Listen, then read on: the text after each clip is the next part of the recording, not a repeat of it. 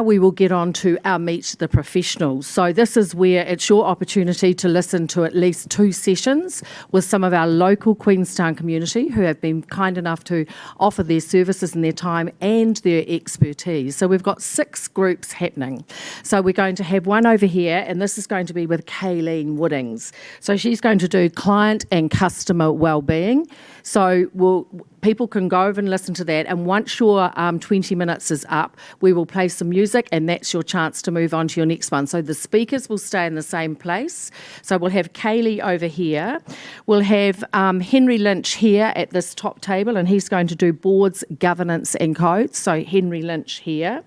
We'll have Russell Hutchison down the back there. So right down in front of our AV guys, we'll have Russell Hutchison's table, and that is about the anatomy of the deal for planning for succession or sale. So Russell, Henry, Kaylee. We will then have Tony Stevens. So we'll put Tony at that bar, Lena, over there, just over where Miles Allen is sitting. So Tony, you're over there. And then we've got why developing a digital presence is important for your brand. So that's Jason. So Jason will put you at this table over the back here where our regulator and Mark is waving. Thank you, Mark. And then we've got why brands need building, and that's James Perry. And I think James will put you, James, here, just at this table right behind this front table.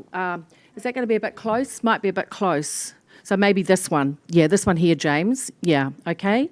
So we've got Kaylee, we've got Jason, we've got Henry, we've got Tony, and we've got James. There you go. Okay, so go forward and listen for the music in 20 minutes. Thank you. Good morning, everybody, and welcome to our digital version of the Future Summit here in Queenstown. Very much my pleasure this morning to welcome Tony Stevens from Business Sydney.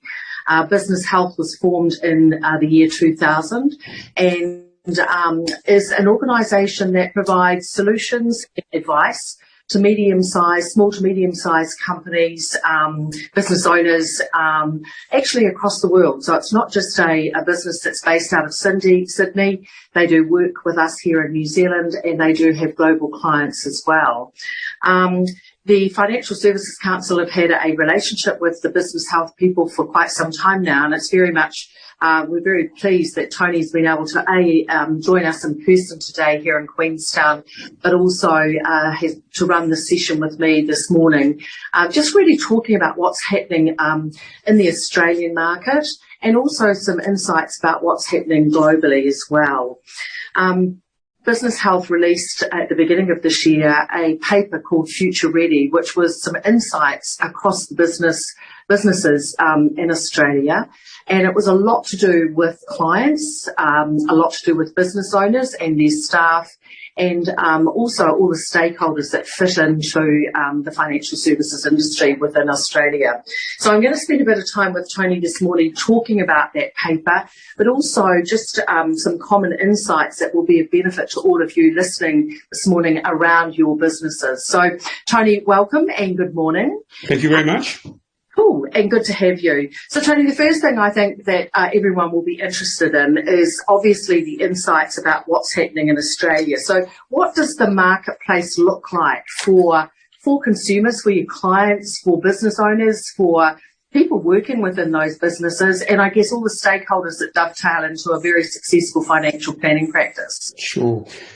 Thanks, Tricia. Well, I think one of the things I think, as you mentioned previously, so we work in a lot of different size financial services businesses, but we only work in financial service businesses. And one of the things that we've seen, one of the obviously things that have been happening in Australia, I'm sure some people would have read some things about it, is that there's obviously been there's been a lot of government intervention, if you like, a lot of compliance issues. But I think that the most important thing to realise, I think, is that the businesses that are implementing practice management principles are making more money than they ever have got happier clients than they've ever had, and their businesses are more profitable and they're more valuable than they ever have before. So basically, and while I would certainly never, say, the Australian government's done a great job in compliance, I think what the businesses have been able to do is to adapt to that new environment and be incredibly successful. So I think that's one of the things that one of the really important lessons, I guess, is that by doing nothing or by ignoring what's happening isn't the way to go. The way to go is to look at what's happening in the marketplace, look what's happening, and look at what you have to do, but then implement those business principles because it will be of great benefit. So I guess what we've seen, and part of those headwinds, I guess, or part of the things that people have had to adapt, firstly is there certainly has been a lot of pressure on margins. So revenue has remained relatively steady over the last couple of years, but that's actually really good news because we've had quite a bit of legislation that basically means that a lot of commissions, a lot of what we term grandfathered commissions, have disappeared. So basically, there was a lot of businesses that looked at a revenue stream coming from clients, as opposed to say what we would define a revenue stream as revenue that's coming from a product, and a dividend stream is revenue that's coming from obviously from the client, but you have to actually spend money to service that client, to provide services to that client. And I think that because a lot of that commission, again, particularly around our superannuation, like KiwiSaver, particularly around our superannuation, where it's legislated, a lot of businesses dropped a lot of that revenue.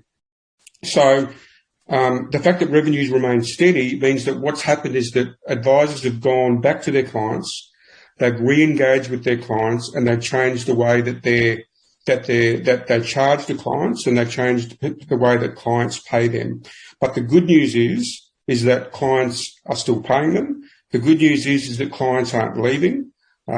So in terms of revenue, even though it's flat, that's really good news. And probably not great news, but things that are happening all around the world is that expenses are increasing. So professional indemnity insurance is really going through the roof. It's sometimes it's increasing by 50-60% year on year. Investments in technology are very, very important. Staff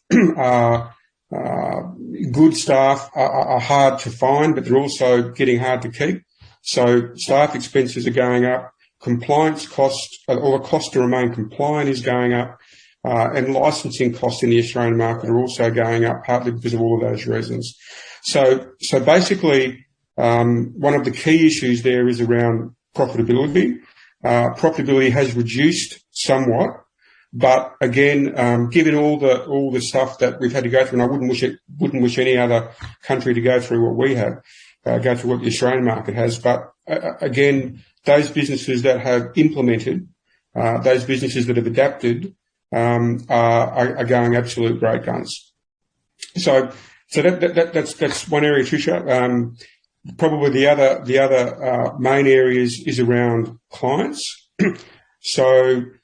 When you go back and you have a look at, when you look at that history there of advisors having to re-engage clients, basically what that's meant is that the value that advisors provide a client needs to be, or it has been, those that have been successful have been able to articulate that a little better. Now, one of the things that we've seen again in our work all around the world, we've worked in New Zealand and South Africa and the UK and in the US as well, is that we have absolutely no doubt that of the value that an advisor provides a client. Absolutely no doubt whatsoever. The problem, however, has been the articulation of that value and being able to articulate the value to the client. And so advisors have become, advisors that have adapted in the Australian market have become much better at articulating that value and demonstrating that value in their relationship over time. We do a client survey called a CAT scan. The results of that client survey again show, without doubt, that clients not only love their advisor, they trust their advisor, and they don't want to leave their advisor, and they're willing to refer their advisor. So again, all of that is really good news. And I think one of the common things you might see is, if you do see research, and I'm sure you see research in the New Zealand market as well, where people say, well, I'm not sure about advisors because there's been bad press. It's never their advisor that's the issue. It's always somebody else's. So clients love their advisor, which is fantastic. Again, just at a high level, Tricia, a couple more. One of those other real key issues is staff. And I think recruiting and then retaining staff is becoming different. One might even argue it's becoming a little bit more difficult, because I think one of the things that we've seen, not only in Australia but in the other overseas markets that we work, particularly in the US because of the geography, is that work from home is here to stay. So work from home isn't going anywhere, and a lot of staff really like that flexibility of working from home. So now when an advisor wants to advertise for a job, normally it's been, we live, our office is in Auckland, or our office is in Queenstown, or our offices are in Dunedin.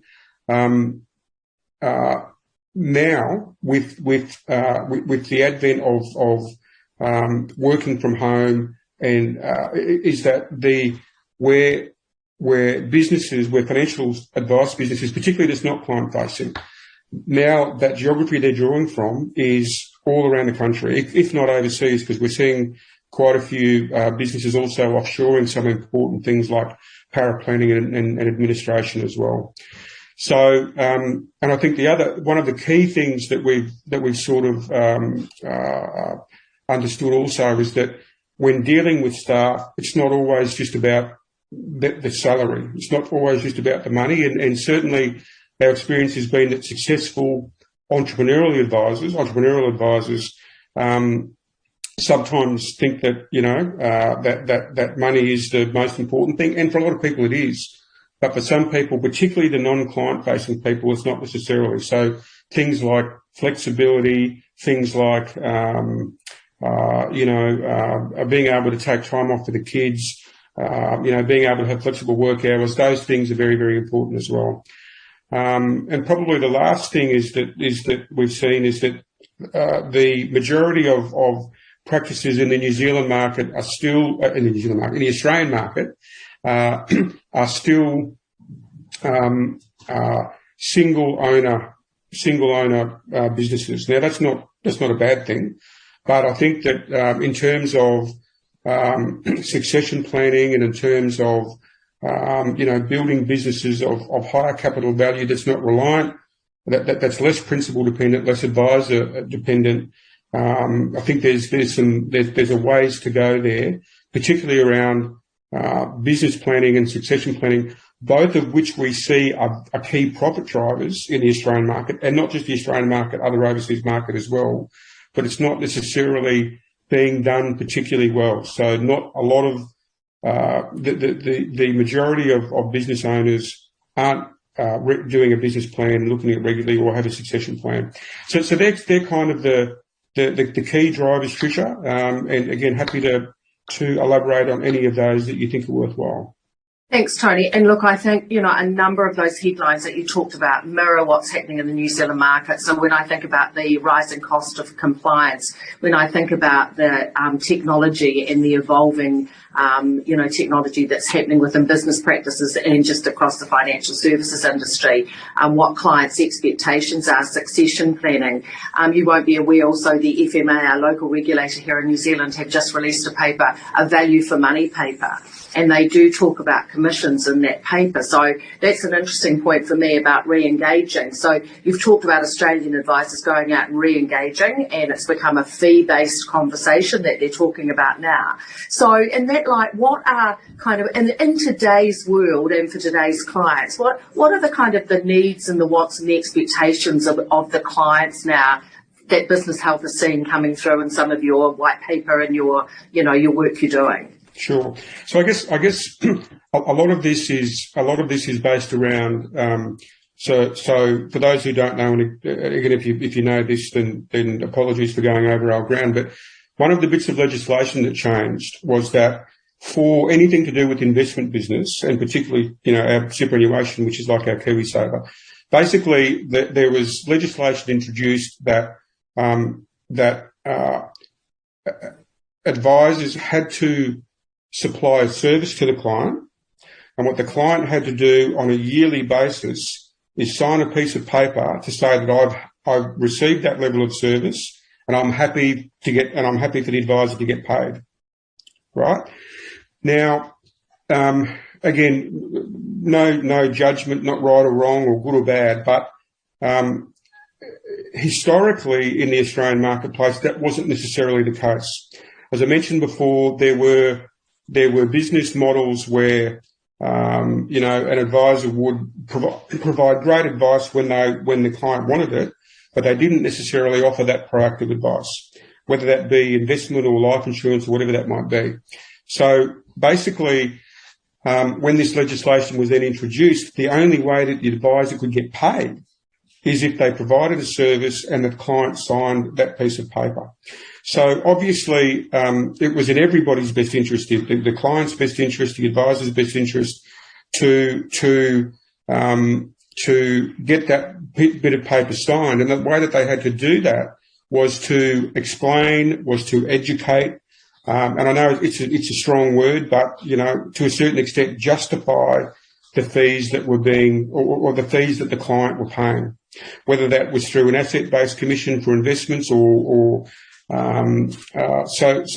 basically, the whole client relationship is therefore based around an ongoing service mentality, and the days of just ad hoc advice. Ad hoc advice is still here, but again, that the clients will pay that as the advice goes. It's not like the advisor can get paid 1 year and then they get the advice the next year. That's not the way that the legislation works. Now, for risk-only advisors, for life insurance-only advisors, that's a little bit different, and there is no obligation to provide that ongoing service or to get that document signed if it's only life insurance. But what we're finding and what our stats tell us is that the number of life insurance only advisors in the Australian market is quite low and is becoming smaller and smaller. Now, again, that's not to say that that's a good thing or that that's going to happen anywhere else.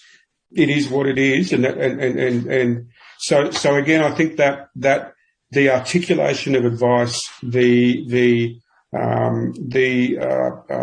educating clients into the benefits of that ongoing relationship is something that advisors are doing much better. And partly the reason is because they have to, because if they don't, they don't get paid. Yes, and I think this is what this value for money paper that's up for discussion is also kind of mooting in that direction here.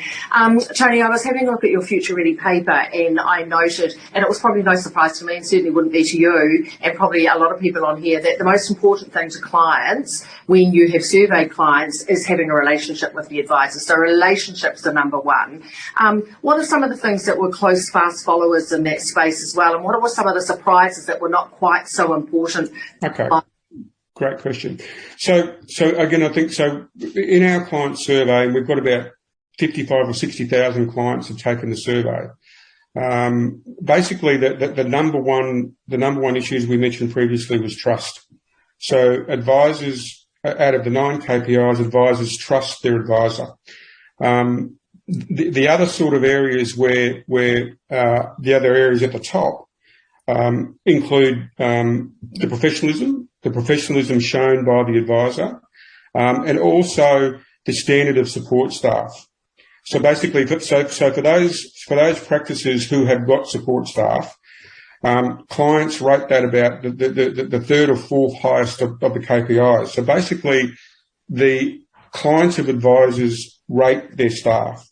They like their staff and they think their staff are competent. Oftentimes we see is that part of the in the high profit practices, part of what that is about is making sure that the clients are introduced to the staff and making sure the clients understand what role the staff has. So, I mean, if you think about when a business started, when a business started, and normally, a business started with one advisor who is working by themselves, or there's very little support. They have to do everything. They have to, change the addresses and change the policy documents. Well, when staff are involved, then to make sure that clients are aware of that, if it's anything other than advice, please call my staff, or please contact my staff. That then becomes really important. So that's a large part as to why clients really love staff. The things that have been consistently at the bottom end are client communication and financial review process. Now, that's not to say that they're bad, but it's to say when we look at all of the 9 KPIs, they are consistently at the bottom. Now, what's interesting there is that trust is something that is very difficult to garner. Trust is something that, you really need to have. Not only you have to have a business relationship with the client. Communication and financial review are more about process. So that's something that that staff members can do, can make sure happens, but clients tell us that it's not happening good enough, if you like. So, and what's interesting is that financial review process and communication both are key profit drivers based out of our Future Ready 9 stats, and have been ever since we've been doing this for the last 20 years. So if a client thinks they're communicated well with, also on top of being profitable for the practice, they're also happier. If the client thinks that their financial review process is good, they are happier. And of course, what happy clients do is, number one, they stay. Number two is they refer. So those are the things that have been constants. One other thing, Tricia, that is happening in the Australian marketplace is that the only real change that we've seen over the last number of years is that we have a KPI called range of financial services. So basically, we asked the client the question: does the range of financial services offered by your advisor match your needs? Now, our experience and looking at the comments of those clients is that oftentimes it's that the clients, it's not that the advisor doesn't provide that service, it's that the client doesn't understand or hasn't been communicated or doesn't know that they provide that service. Now, and the classic example in the Australian market is over 50% of most client bases, of the great majority of client bases, the clients are aged over 60. Now, that may be the same in New Zealand or not, I'm not sure, but, with baby boomers and World War II and all that sort of stuff, you have to think it'd be pretty similar. Things like aged care for, not just for clients, but the parents of clients is becoming really important. And then getting that, and then providing services that provide that intergenerational transfer of wealth from not just your client, but the parent of your client, and then the children of your client is becoming much more important. So the range of financial services KPI has dropped. And part of that reason, I think, is that, as an example, we know that I think only a quarter of advisors in the Australian marketplace offer estate planning or aged care, and yet over 50% of clients are aged over 60. So there's a little bit of a mismatch there, one would think, just by looking straight at the numbers. Yeah, and look, I hear a lot more conversations amongst advisors now about intergenerational, introducing the families to the advisor, to the process, to the service that's offered. So interesting that you say that. I guess if we just finish on the clients now with one question, I mean, what's the one most important thing that you think advisors need to understand that's changed in the client and the advisor relationship? So I think it's interesting for me to hear, and it's happening here in New Zealand, that everyone's contributing to the value chain with the staff. So it's whether it's the paraplanner, whether it's the director of first impressions, as I call whatever. Everyone's contributing to looking after that client. But what do you think the most important thing that advisors need to understand that's changing in that relationship? Well, I think obviously the most important thing that will change in that relationship is simply providing value, but it's providing value in the client's mind. So one of the things that we talk about often is, when you look at a client value proposition, oftentimes what we see is that it's not the client that is in the client value proposition, and it's not the value to the client that's in the client proposition. It's what we do. This is what we do. We do life insurance. We do KiwiSaver. We do investments. And what I think in terms of that value, the client often isn't interested in buying insurance, or isn't interested necessarily in the investment. What they're interested in is the outcome. What is the outcome to them? And I know I had this. I did a presentation last week to the MDRT here in Brisbane, and one of the great things, and I know that when I sort of joined the industry, I didn't buy life insurance. I bought a solution if something happened to me, that my wife and kids would be looked after. And I think that those guys who've been around, well, when I say guys, I mean that non-gender. Those advisors who've been around for a long time and grew up in the life insurance industry understand that. It's not, I think, there was a saying that once that I think people said that logic opens the mind, but emotion opens the checkbook. And I think that's a very old life insurance-y thing to say, but I think it resonates with me, because people want to buy the outcome to them. They want to buy comfort in retirement. That's what they want to buy. So I think that the two things is in that relationship is articulating the value, not just for the moment, but for the long term and the outcome of the client. And I think the other thing is for those practices that have got have got staff, is it's presenting the advice or presenting the whole proposition as a client, as a business-based solution, not just the individual advisor or the individual principal in the business, where possible. So I think they're particularly important things. Staff are really important. The articulation of the value is really important, and having the long-term relationship with the client and providing what the outcome to what the client is looking for, not the process of how we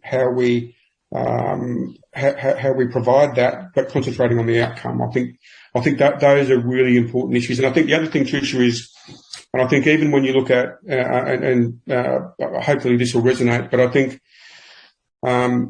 the businesses in the Australian marketplace that are doing the best now, and when I say doing the best, they're doing better than they ever have been. They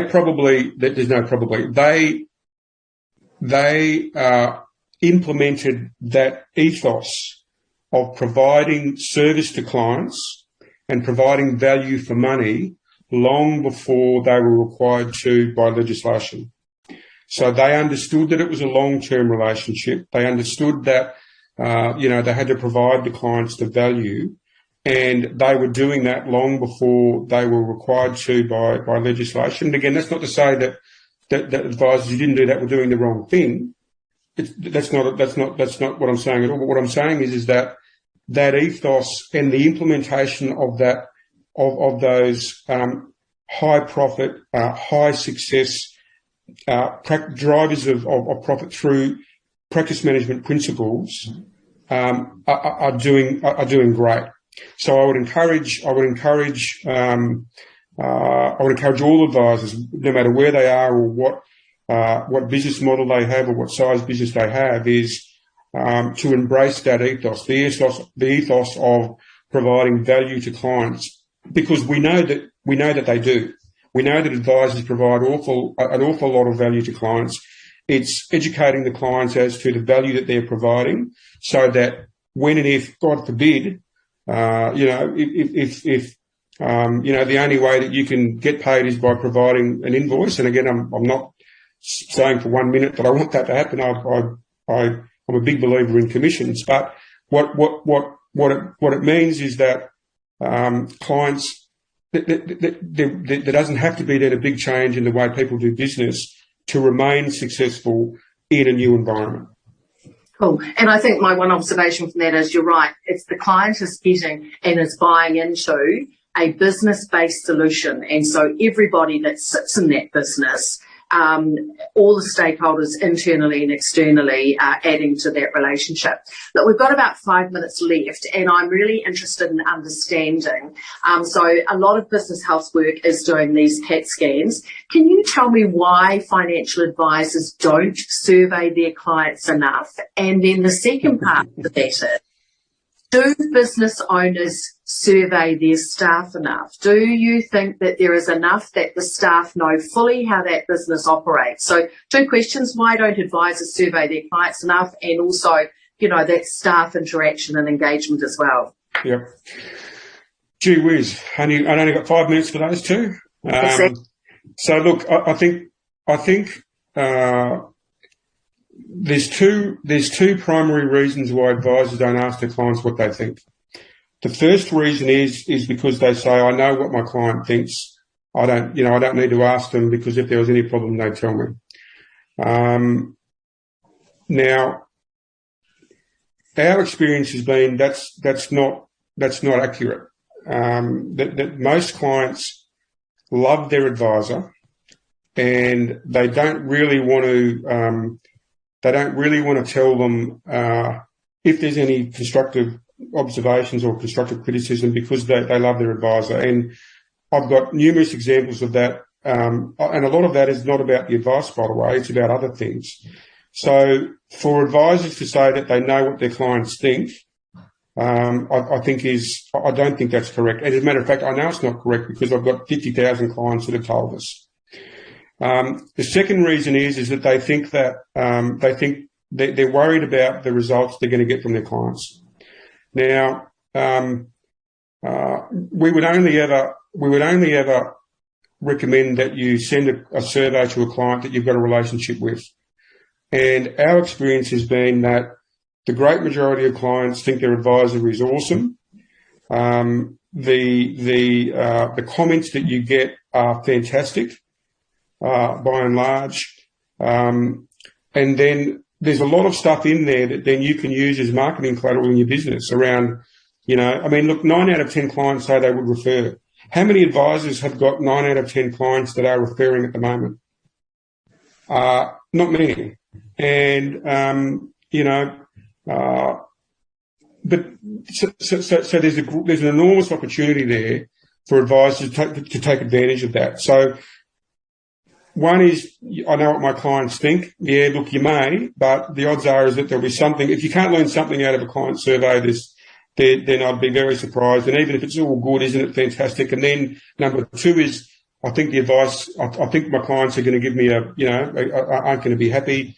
Well, wouldn't it be better to find out that now and then do something about it? And by the way, don't think about that, because most of the time, the comments and the ratings are really, really good. In terms of staff, I think that, as an advice business grows, getting 1 support staff or getting 2 or, it can be easy in that environment to find out what's happening, or to think that you know what's happening. But I think that one of the things that we have seen, again, is if you've got an advisor, if there's an advisor or if there's a principal in the business and they say they're doing a staff review or something to that regard, and they say, is there anything we're doing wrong, or, is there any advice you can give me? A young advisor, like a staff member that's not that confident isn't going to tell their boss that that they think they can do something different, or they should do something different. So having independent external feedback to staff, particularly those with larger businesses, again, in our experience, is really, it's cathartic. It's really positive for the staff members who sometimes don't feel they've got a voice. Sometimes they don't feel they can actually tell people what they think. So if it's confidential and anonymous, then that can be very cathartic for the staff member.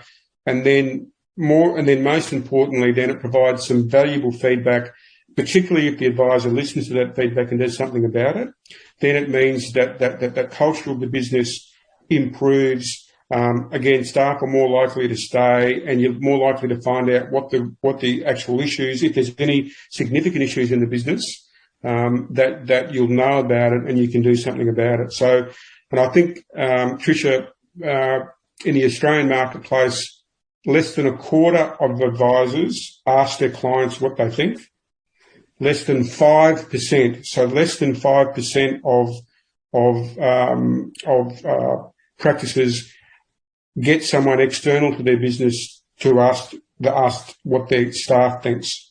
Now, obviously, if there's only 2 staff, maybe that's not appropriate, and I get that. But still, those numbers are nowhere near high enough in the Australian marketplace, and I dare say it would be similar in the New Zealand marketplace as well. So survey your clients and survey your staff are 2 things that we see are key drivers to more successful, more profitable, more valuable practices.